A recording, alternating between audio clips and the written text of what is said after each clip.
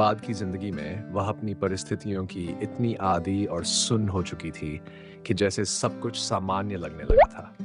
वह बड़ी भी हो गई थी, लेकिन बचपन में चूहे द्वारा खाए जाने की याद कभी नहीं गई, इसलिए वह आज भी उनसे डरती थी।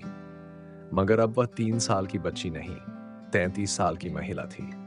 चाहे जितना भी डर लगे, अब वह सिकुड़कर जोर जोर से रो नहीं सकती थी। उसने आंखें खोली।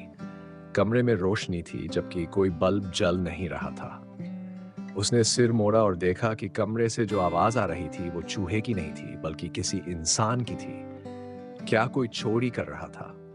लेकिन यह असंभव लगता था।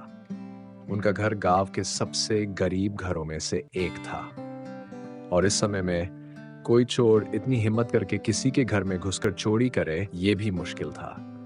और अगर कोई चोरी करता भी तो अमीरों के घर से करता, उनके जैसे गरीबों से नहीं। लेकिन फिर उसके नए कपड़े थे, वो कपड़े जो पापा ने हाल ही में उसके लिए खरीदे थे। उसने उन्हें ज्यादा बार पहना भी नहीं था। भले ही वो छोटी थी, मगर तांग जिन्यान ने उसे बहुत प्यार से पाला था। इसी वजह से बचपन से ही उसमें एक नजाकत सी आ गई थी। उसने उन कपड़ों को नए साल के लिए बचाकर रखा था, क्योंकि थोड़े बड़े थे। तांग जिन्यान का इरादा था कि अगले नए साल पर वह उन्हें पहन सके। तो क्या ये चोर इन सब चीजों के बीच उसी के कपड़े चुराने आया था?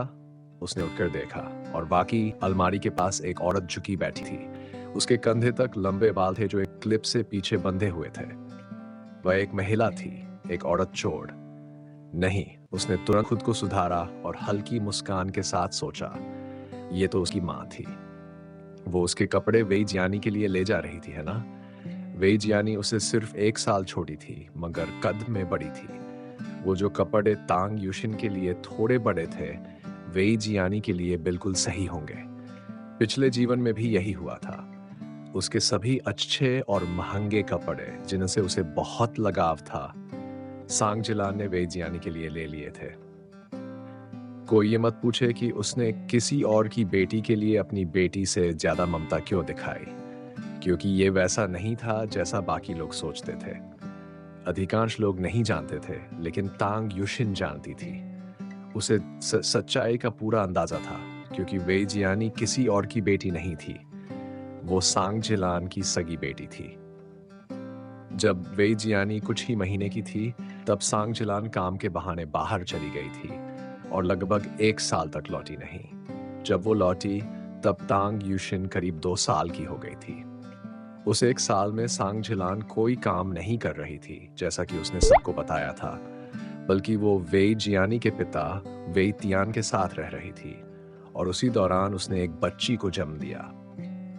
सबको लगता था कि तांग यूशिन को कुछ नहीं पता, मगर एक डॉक्टर होने के नाते वह वेई जियानी और सांग जिलान के बीच की अद्भुत समानता को नजरअंदाज नहीं कर सकी।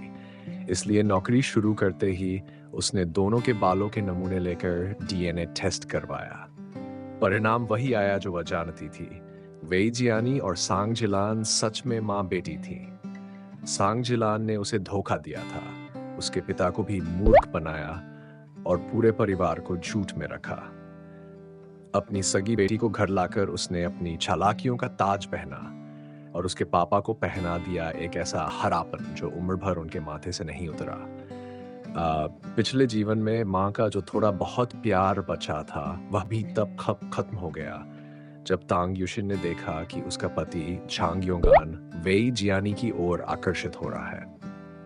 और ये जाने के बावजूद सांग जिलान ने न कोई विरोध किया, न ही कोई एतराज जताया, बल्कि उसे ऐसा लगा जैसे ये सब बिल्कुल सही हो।